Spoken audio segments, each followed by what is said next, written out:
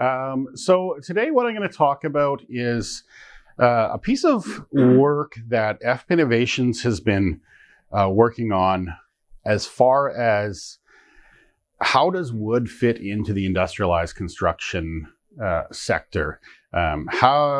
What do we need to do to make sure that both mass timber and light frame are well positioned to be used for offsite construction? Recognizing first that offsite construction really is to happen more and more. So first off, what is FP Innovations? FP Innovations is Canada's research and development institute for forest products. So everything from wood and construction products through to pulp, paper, bioenergy, nanocrystalline cellulose. But there's a core group at FP Innovations working on mass timber. We're currently about to release for FII a CLT handbook, and currently you're working. My colleague Sean here, you're working on a tall wood handbook that will be coming out sort of in the next year or so. Now you must excuse me. I keep saying we. I'm now with FII. I've moved from FP Innovations to the funder side. So Sean's kind of stepped in working on a lot of this stuff that I would have been on up till about 2 months ago. So forward. Doesn't want to go forward. Okay. So what we'll talk about today, we've got 75 minutes. I was expecting up until noon yesterday, I was expecting what, 30-minute presentation. So I started adding. What I really wanted to talk about was the research roadmap. But what I'm going to share today is kind of how we got to wanting to look at industrialized construction, some Canadian statistics showing why industrialized has to go taller with wood. And if we have a chance, we'll go into some of the process of those automated factories. We can look at some of those pictures as well. So why industrialized construction? And please, this is, feel free to jump in and have a conversation here. But we're looking at construction labor shortages in Canada and the US. This continues. It's especially acute as we do more multifamily, as Canada has shifted very much towards the multifamily side. The trades get more specialized than the trades for single family. And so it's just because you can put construction labor forward doesn't mean it's the right labor. And so this has been a problem we've had in Canada. The US is just straight up out of workers.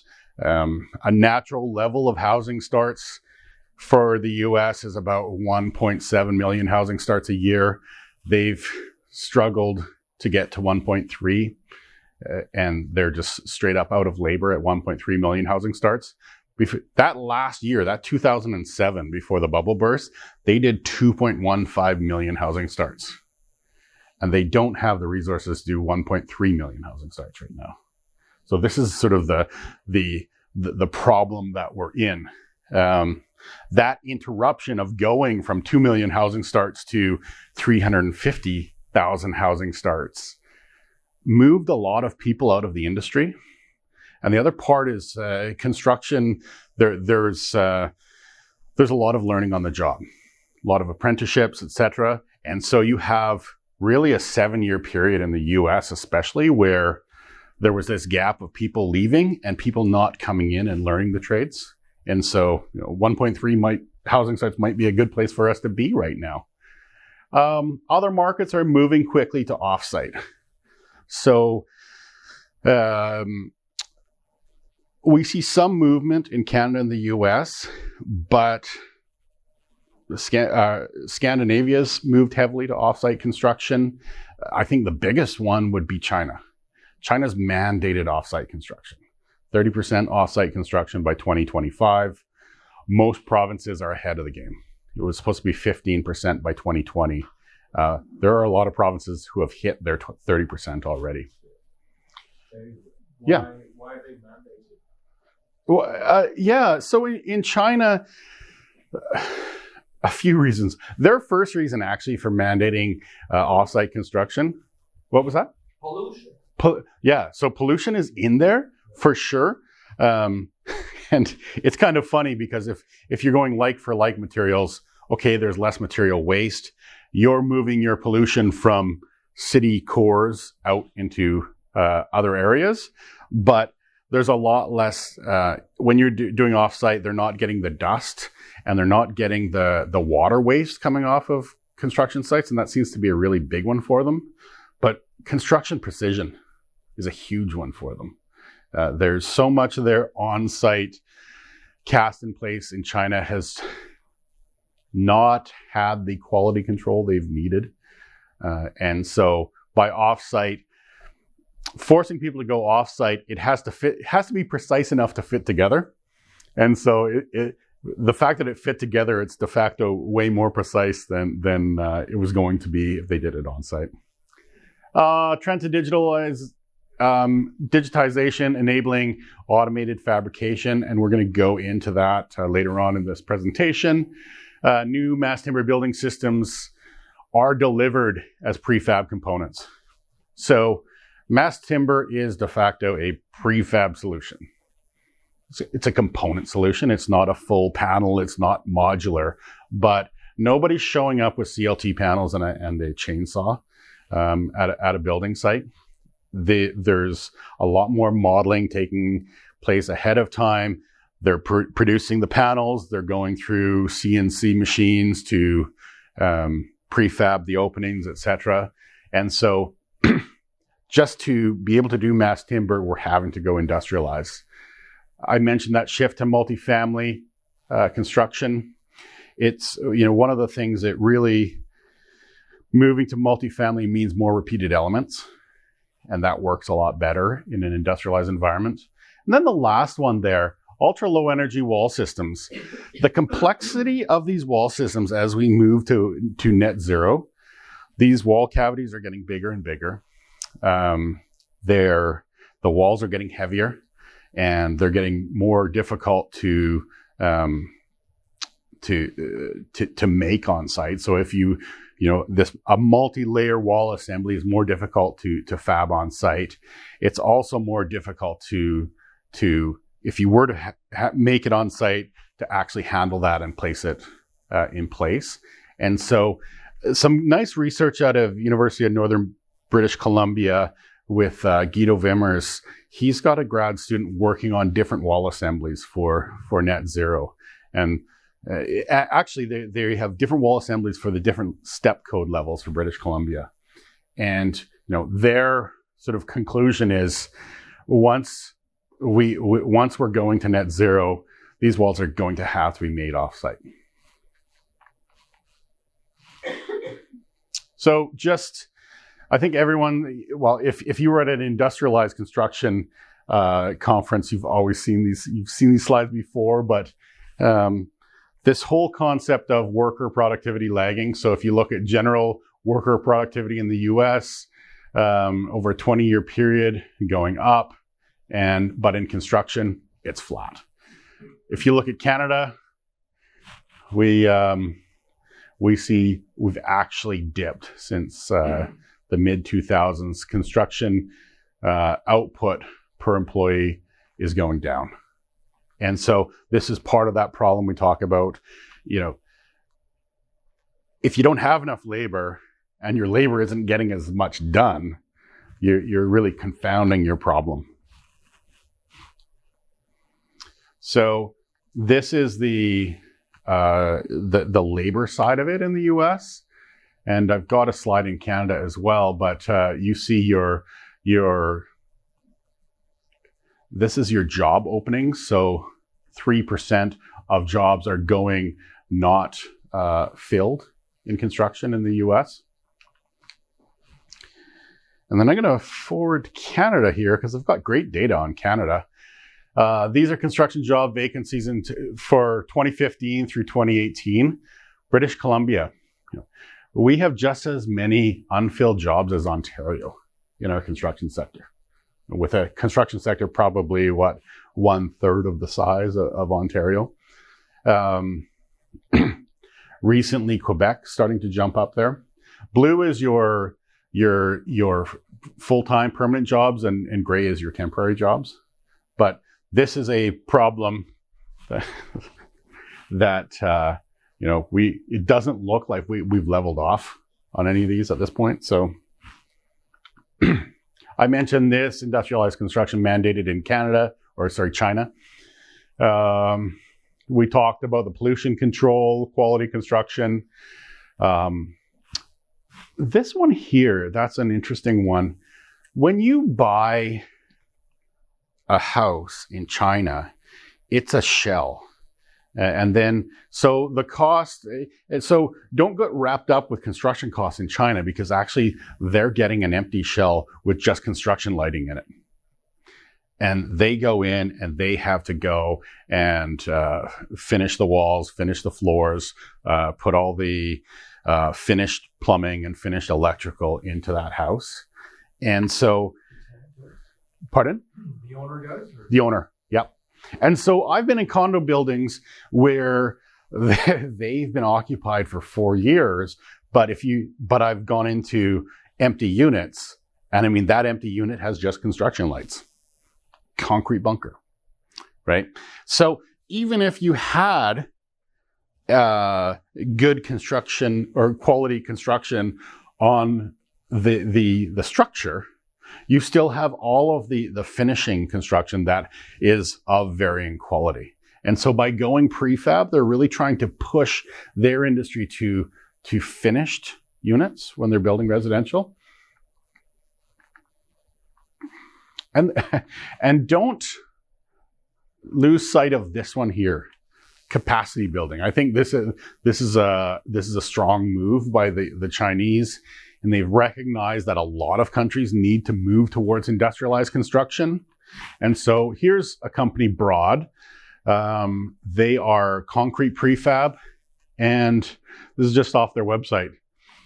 They've set up they're not in North America yet, but we're the only continent that they haven't arrived in. So they are developing the manufacturing technologies. They're working on the design technologies that can move into manufacturing and construction.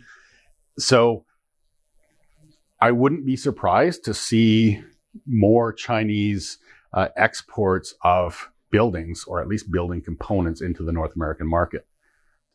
That's kind of some of the moves towards industrialized. Now you look at modular construction in North America, probably, what would you say, Mark, 3% market share for modular? Yeah, it could be as low as 1. You talk to the modular building industry, and their target has been for a number of years, 5 and 5. 5% market share in 5 years. But, modular is probably, let's call it 3%, 2 to 3%. When you look at single family housing, quite common in the the East Coast of the US. And to some degree, it's very common in the Maritimes and Quebec. But as you go west, it really peters off to near zero. Multifamily, once we moved to 6-story multifamily, you're seeing more panelized 6-story. And so I was talking to someone at BC Woodworks.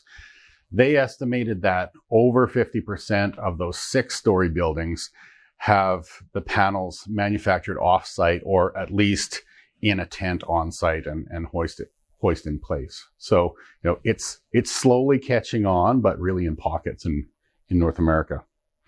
So the next thing I want to walk through is straight up, what do we build in British Columbia? What do we build in Canada? What are the heights of buildings? And the story that develops there is, why do we have to move to mass timber and taller construction with wood? So this is all construction in Canada, 2018. So the bar size is floor area, and So multifamily, single family, these are all non-res categories. I call this conventional category. It's conventional because it's multi-story, partition wall, like our multifamily. Offices, dormitories, hotels are in there. Large buildings, non-res, typically lower buildings, restaurants, warehouses, stores. And then here's your factories and your hospitals, more restricted buildings to be using wood in. Then your single and multi. So that's what's being built in Canada per year. That was actually 2018. What jumps out at people? Total floor area here. Multifamily had more floor area in Canada in 2018 than single family. That's a huge one, and that one has just. When you look at housing starts in Canada, multifamily crossed single family with respect to starts in about 2012. But you have to keep in mind that a single family home is about 2,100 square feet, 2,000 square feet, and a multi is kind of 900 to 1,100 square feet. Call it half the size. And so now we're not just at the situation where there's more multifamily starts, there's more floor area in multifamily. You look at this from a wood sector perspective, when everybody was building single family homes and we had lots of land to do it, we had that market wrapped up quite nicely. As we densify and move to multifamily, there's definitely some work that has to happen. So this is Canadian multifamily by height. And so in dark green is 1 to 4, 5 to 6 in light green. And so that represents what you can build with wood right now in our building code. We can build up to 6 stories in wood.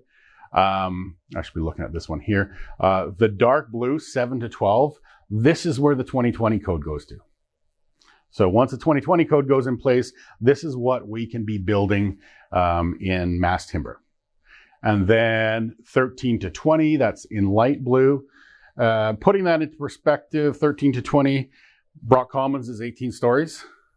US 2021 building code is allowing for 18 stories. And so even though by code we're going to see 12-story allowed in Canada, there will be definitely structures happening in that 13 to 20-story area. But when you look at this,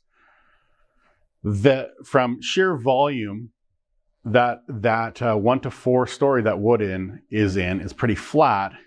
And because construction is going up, that market share is actually, potential market share is going down. So the next move really is into that 12-story. So this roadmap that we were working on, looking to identify technical and business gaps in positioning wood for the emerging offsite sector. Ideally, the goal was to develop a research roadmap on industrialized construction that will guide investments in innovation for this new sector. Now, this isn't the final report because I am not Helen. She's the author of the final report. So feel free to jump in here at any time. And so what we did was we had a team of technical experts from different fields, and we wrote 5 or so different technical reports. And then what Helen did is really read those and took a step back and said, how does this fit into the current construction landscape? How does this fit into the sustainability landscape, a sort of digital tools landscape, and wove together a narrative on this. Today, this is more results on the technical side, but yeah.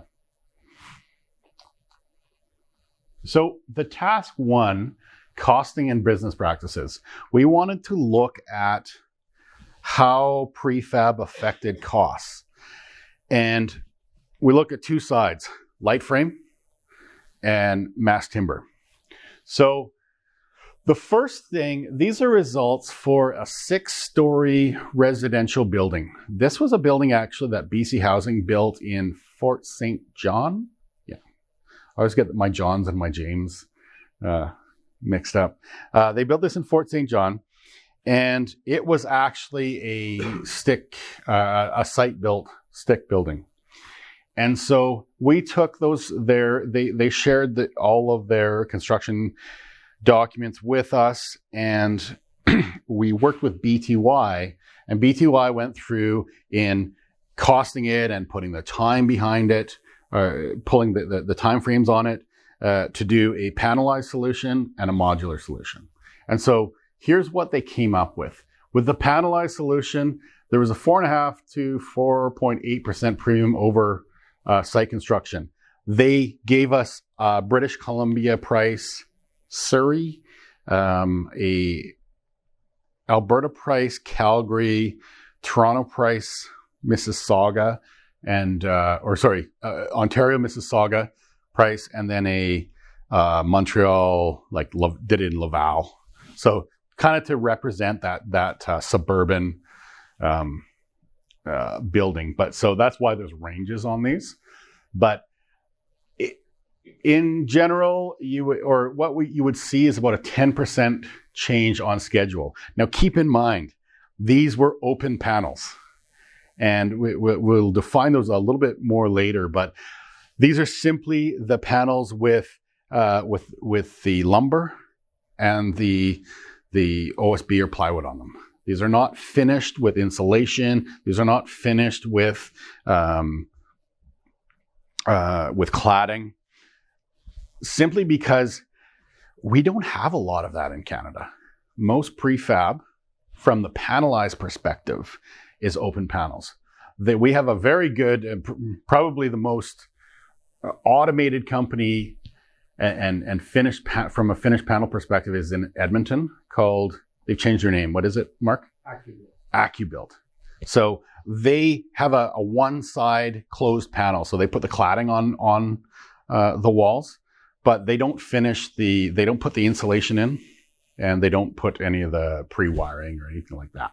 But that is totally the exception. This is the price looking at if you were to be panelizing with open panels. Now, when you take that building and you convert it to modular, it was an existing building, convert it to modular, it was about an 11 to 15% premium over stick building that building. So again, you didn't have a lot of labor savings because even our modular plants are sort of stick building in a factory. They're not using a lot of automation, but they're building in a factory, which gives you schedule certainty. It gives you precision, but it's not getting you a whole lot of savings on the labor side.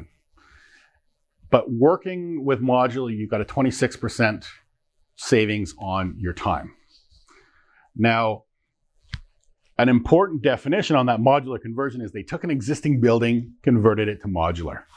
That last column there was taking that building and taking it apart and saying, how would you do this best in modular?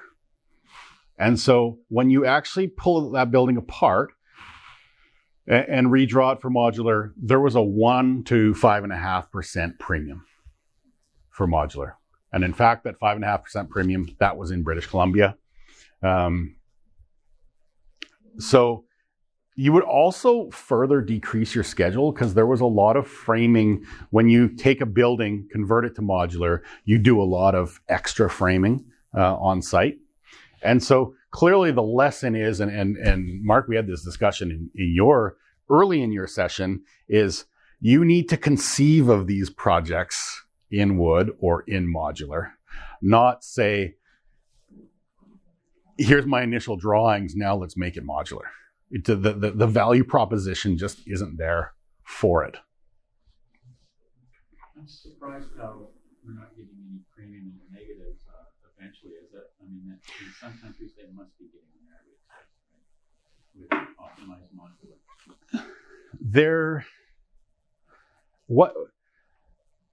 They may be getting there, But in other countries, they're valuing those other things that Mark and I were just discussing.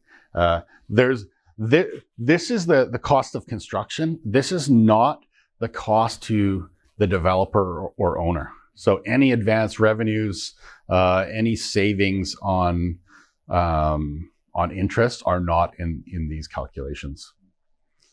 It's difficult to compare factory to on-site too, because you get all the factory overheads, right? They're not the same in BC. Yeah, and so the report actually does have a lot of that in, and yeah, those factories, because of those factory overheads, you know, they really do have to operate they need a high operating rate to actually make the business work as well. Okay, and then this is that costing for mass timber, and we worked on, there's the case study showing that in 2007, Brock Commons would have been a 7% premium over a concrete building. Going back through that, the premium, looking at that today, probably be in the 3 to 3.5 range. And so this has to do with some sort of, in the 2020 code, there are measures they had to take in the Brock Commons building that are rolling out across all materials going forward. And a few other things, but you know, in that 3 to 3.5, we didn't change any of that premium that contractors may have been putting on working on a new building type. Going forward, you know, we think that we're probably in a 0%, you know, a plus or minus situation with mass timber. But what that requires is those repeatable buildings, those not having to draw up new connection details every time you build a building. And so that's what will be coming out of this this roadmap is how do we move towards just making it easier and de-risking mass timber. Okay, task 2, the digital tools and practices. This work was done by Eric Poirier, who is out of Montreal.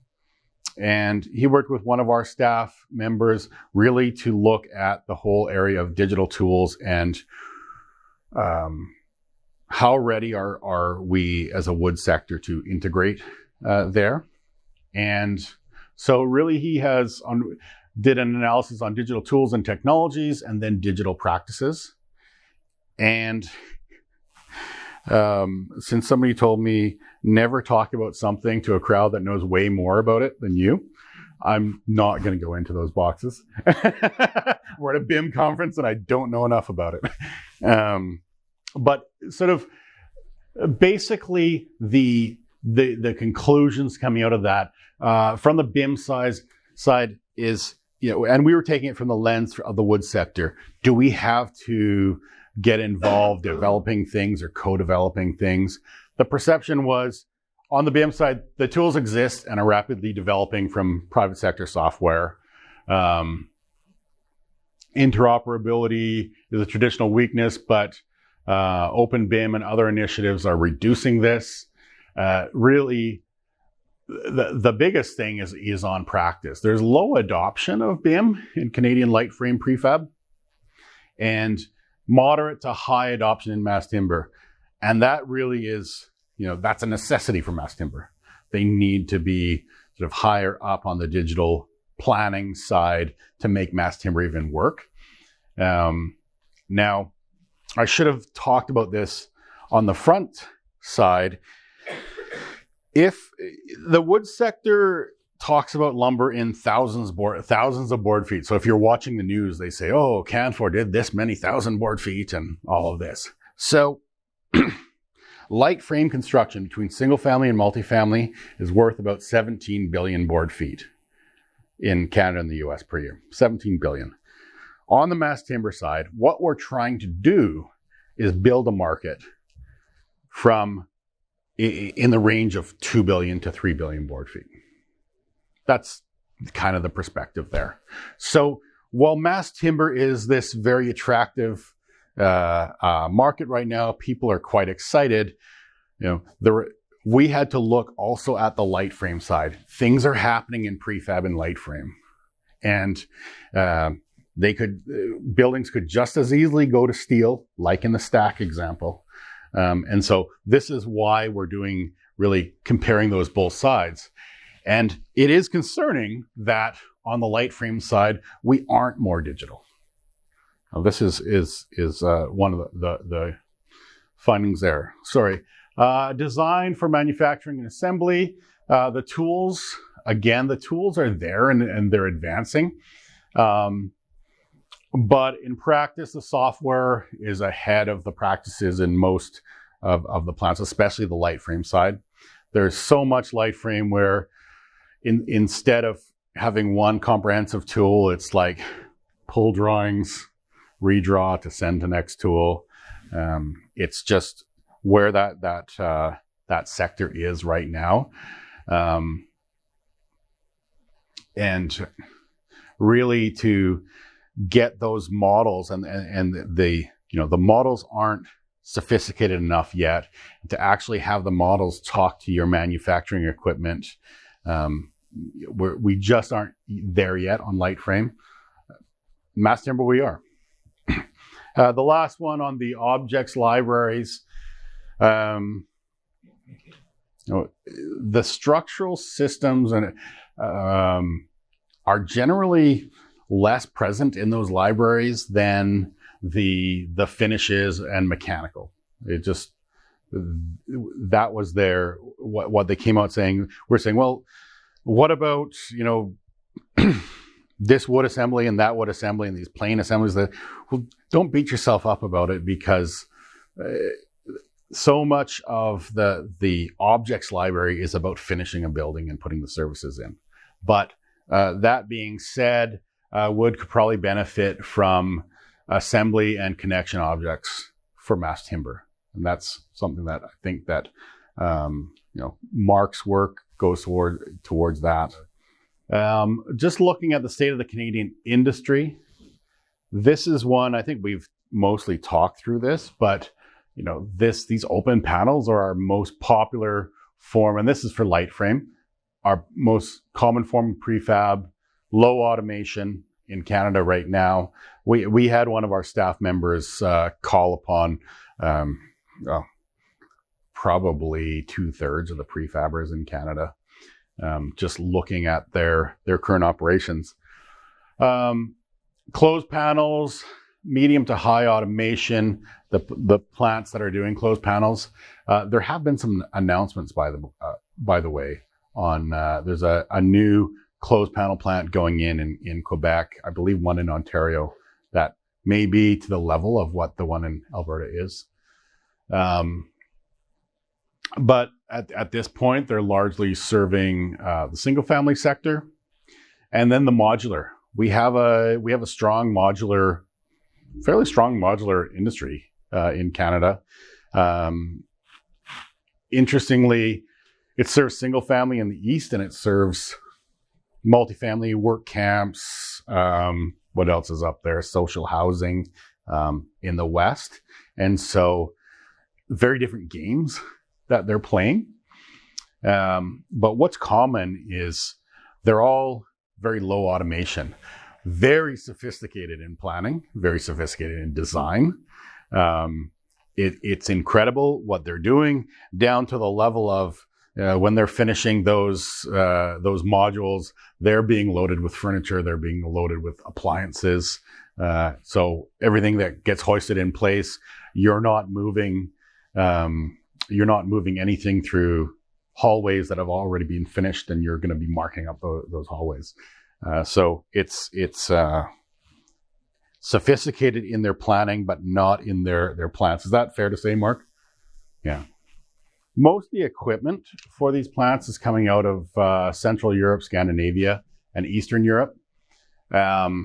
One of the big things is in the plants, and Guido did the review of the equipment for us, but you can pick your level of automation at every workstation.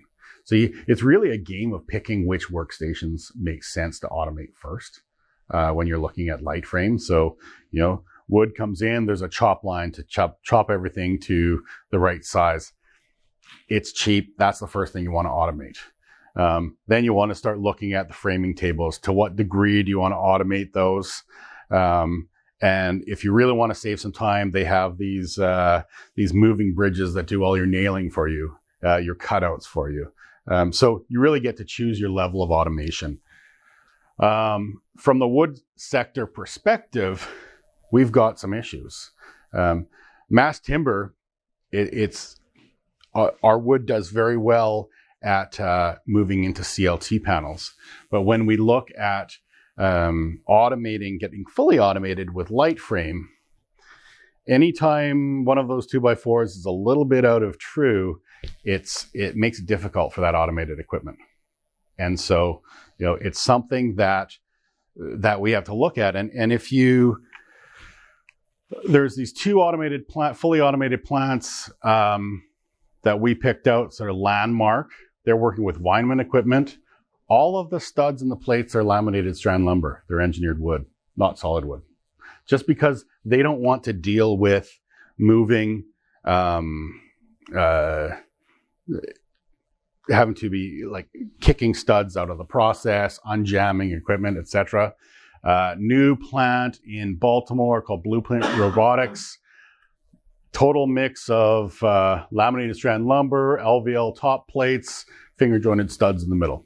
So that's their way of sort of managing their product quality there.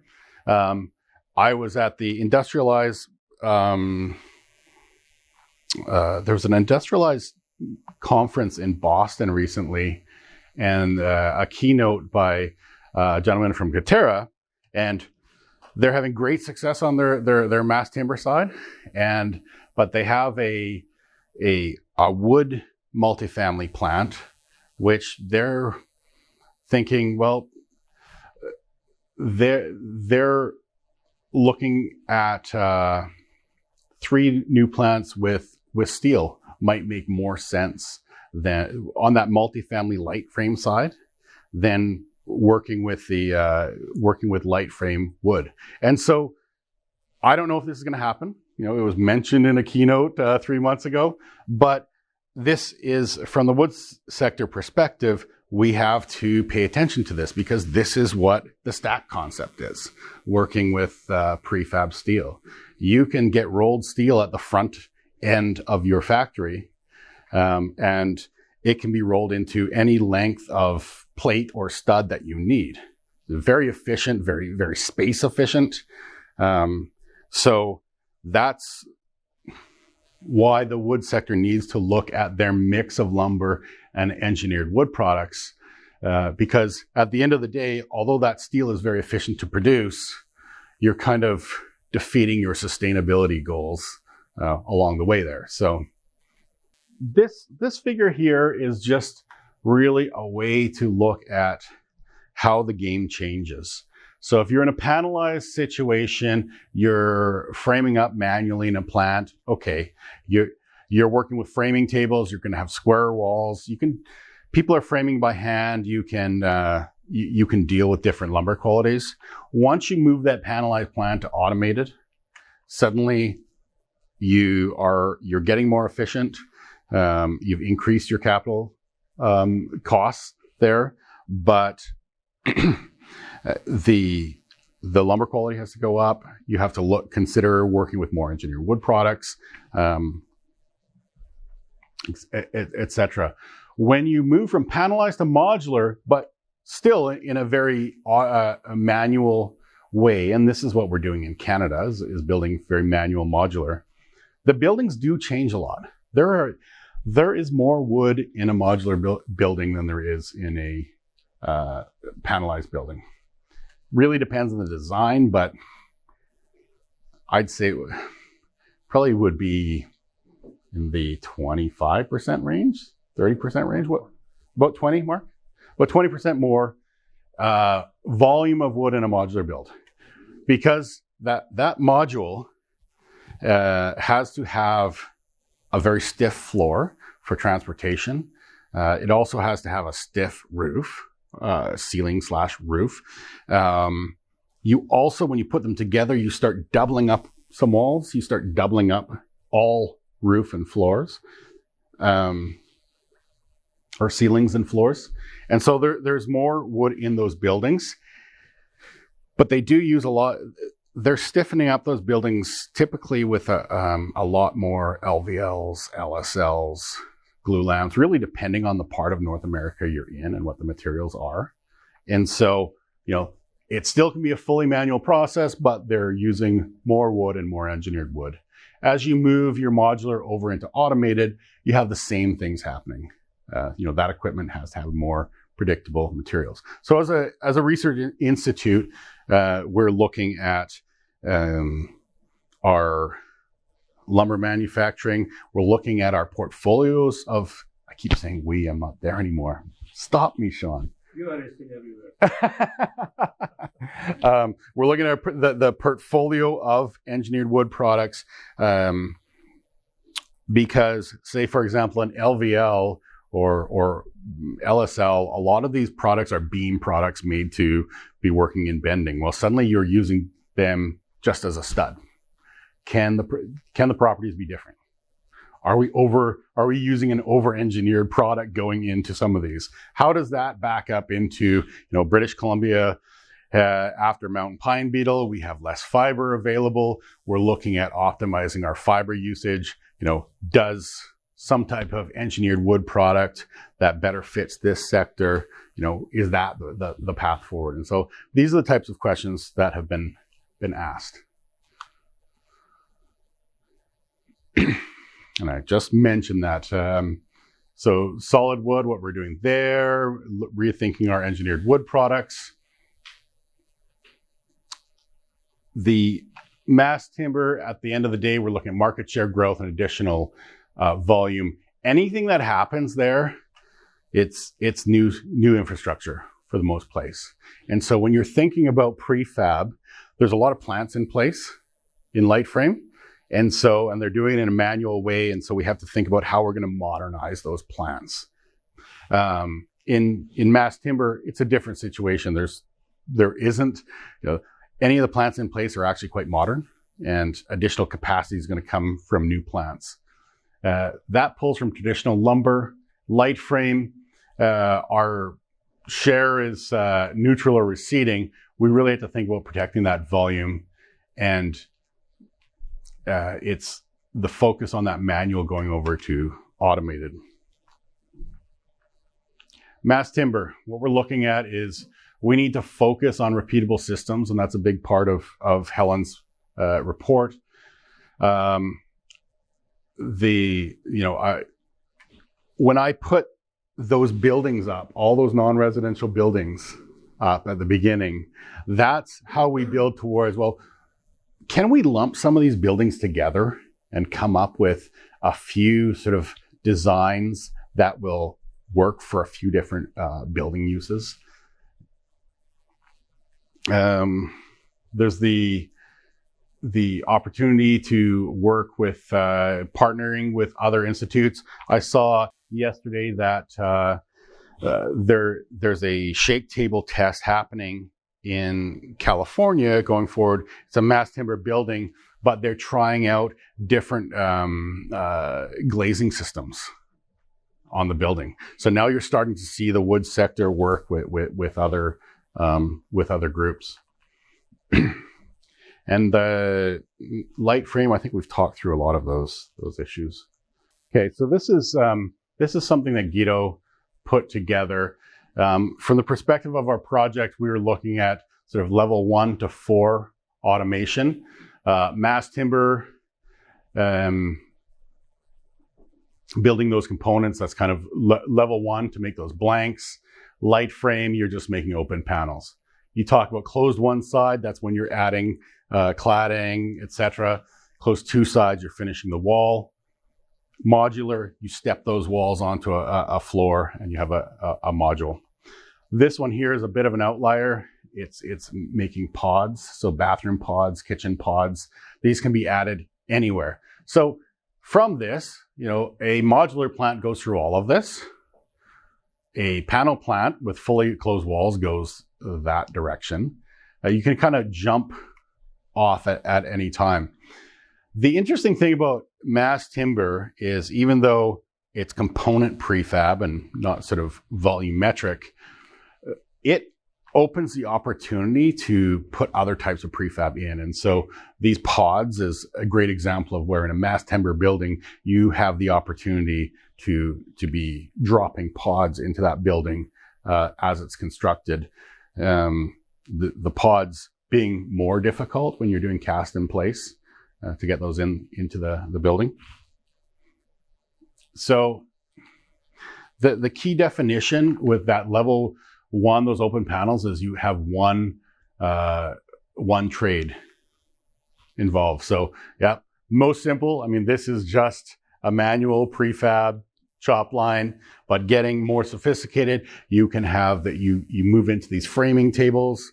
If they're optimal or automated framing tables, they'll start putting up the what would you call them, chucks or dogs marked where to frame against on those tables. I don't know what the term they use, but making sure that as they're putting those pre-cut pieces in, it's going to be square and it's not going to be put together in the wrong fashion. This is this has been around for years in Canada, where you're chopping those truss components and then manually laying them out on a table, and then a press runs over them. So that's really where our sector in Canada is coming from, is a lot of those truss guys are moving into open wall panels. But, zero labor lines are possible. And in fact, this is a Randeck line, fully robotic. And there is a company in British Columbia who has ordered one of these. So they have no plans to finish it to a robotic or automated in an automated fashion. They're not going to be putting in insulation and all that, but they will be automating this part of the process. So mass timber, those mass timber panels, the glue lambs, etc., those run through a CNC machine.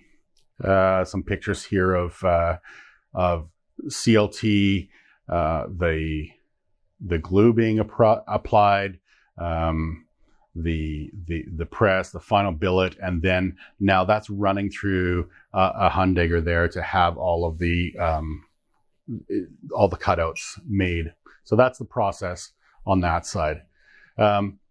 Once you get to a level 2 panel, now you have multiple trades involved. And a level 2B, you're closing 2 sides. So you may be putting the windows, 2A, you'd be putting the windows in. Here you see ducting being put in as well as insulation. You can be putting cladding in the factory. Like the mass timber companies having to work with the design teams, as you go up in your prefab company has to play a more central role in that design. And that's what you see in that costing of that building going from, what was it, 11 to 15% premium down to a 5% premium. That's what happens when more integration takes place. I love this photo because this is a zero automation factory that's closed both sides. So, and this takes place in Austria. So it's fully legitimate to be doing everything by hand, but they are getting a better product rolling out of their factory just by doing it sort of on framing tables. But as you automate up, you're getting more automated framing tables. And then when you go to close 2 sides, you get these butterfly tables where basically you do you frame your wall, you put the panel on, and then you flip it over. Then you insulate, do other processes, and then you can add your gypsum to it. Now, this is that multifunctional bridge I'm talking about. So this bridge moves over the panel, and it does all the nailing pattern. And so especially in a seismic zone like we have here, where the nailing pattern has to be very precise, this doesn't make any mistakes. And so it just like pop, pop, pop, pop, pop, pop, pop, goes along. If you've put OSB on there and you've got openings, some of them will just cut out your openings. It'll roll back out of that bridge, hit the butterfly table, flip it over. They'll insulate it. They'll put moisture barrier on there if they need to. And then it goes back here, drop your gypsum on there. Some of these tables will cut your gypsum out for you, and then it staples the gypsum out, or the gypsum down. And so when you talk about labor savings, massive once you get into working with these multifunctional bridges. Then you get into your volumetric pre-assembly. These are your pods. The last one being the modular. There's an interesting distinction, and it doesn't happen in every factory, but in Canada, they tend to frame the walls, frame the floors, and then step them onto their modules and do all the finishing of those walls when they're stepped up. And in Europe, they tend to work on those, they insulate them when they're still flat. Then they hang them from these rails, do all of the cladding, the windows, etc. And then they step the walls that are pretty much finished onto their modules. So interesting kind of distinction.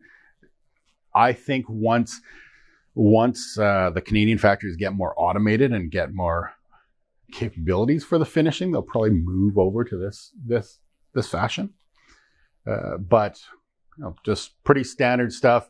Most of our factories are moving the modules this way. This was a factory that Guido went through. Very interesting. They're moving the modules sort of lengthways, and they built almost like a train platform. And so when you have your cart, you just roll your cart in, work on it, and roll it out. So by no means are these factories optimized yet. That's pretty optimized, although it takes a lot of space. So this whole field is still moving quite a bit.